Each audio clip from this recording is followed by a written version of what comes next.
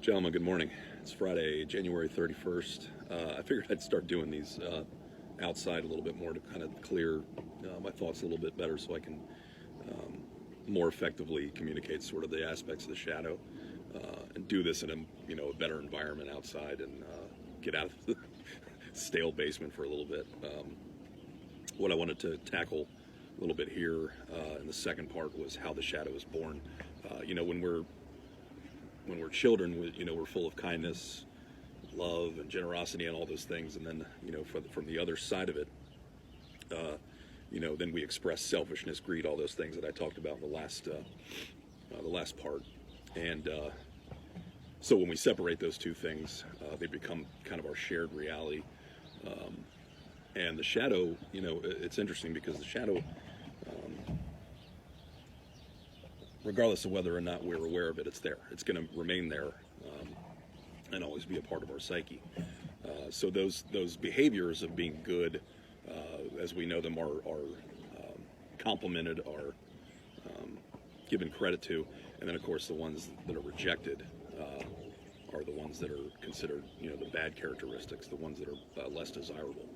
So we carry those. We carry those in sort of our own little, sack as we walk, ahead and kind of walk behind us. I'm sorry, my dog is wanting to play fetch, and that's okay because I had got a lot of pent-up energy here. So again, the concept of the shadow has to include some of these traits that are associated with the what everyone else views as undesirable behaviors that are undesirable, things like that. Now, culture obviously can affect this in a negative way because what one culture accepts, right, as good, some accept as bad. And this is the problem with culture a lot of times, and why I kind of work against a lot of the elements of culture, because they sort of take you away from your individuality, take you away from the self, more so than many other concepts. So it gives us more complex and sort of sophisticated power. It takes away that simple humanity that is within us, because now it becomes imposed on us instead of what we want to choose, as our way of living, and how we view the world through good and evil. And the Greeks understood, of course, what would Shadowwork series and Project Sparta be without bringing up the Greeks, but their concept of the gods and goddesses being autonomous, and that's an important concept to discuss, the autonomy of the shadow, because it works with itself too, apart from us. It's always there, so it is autonomous, and we have to confront it at certain points. But the Greeks understood this, and they understood that they understood all parts of the psyche. They weren't rejecting the dark parts like you see a lot of the New Age movement do today. So a lot of those things,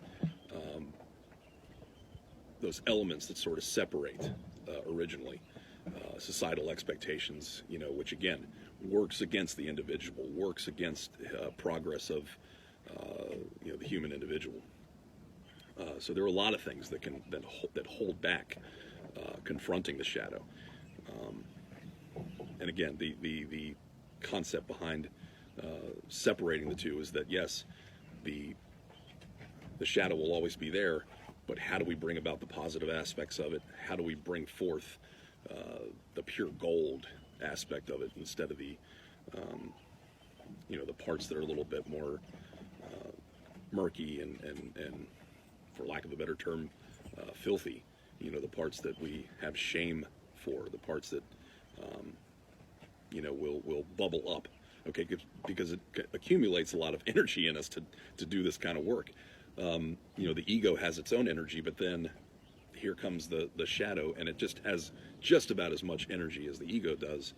But when it comes to the surface, obviously that's when this overpowering rage erupts in us, or depression, or some terrible act or terrible thing that occurs. So it's the shadow is autonomous, right? It's a terrible monster. We have to talk about it as something that is related to us. We have to involve ourselves in getting back to the language of confronting it, because it is a part of us, and to deny that is to deny a lot of the elements of the self. So